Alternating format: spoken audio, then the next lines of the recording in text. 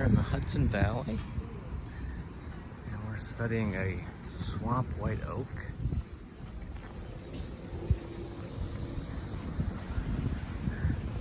It's still quite a juvenile tree.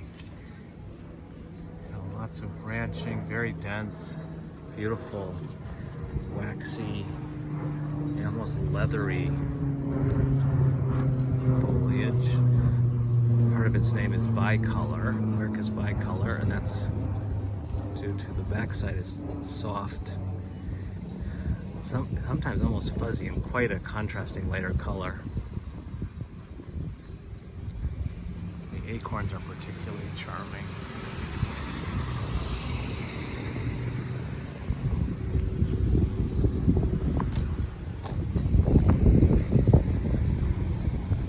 In its youth, it's quite bushy and shrubby almost, and then as it ages, it becomes a larger, more open habit, similar to a white oak, in the white oak family, of course.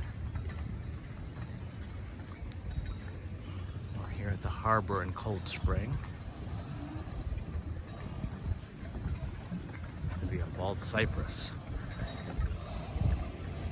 Barges going up and down the river, late summer.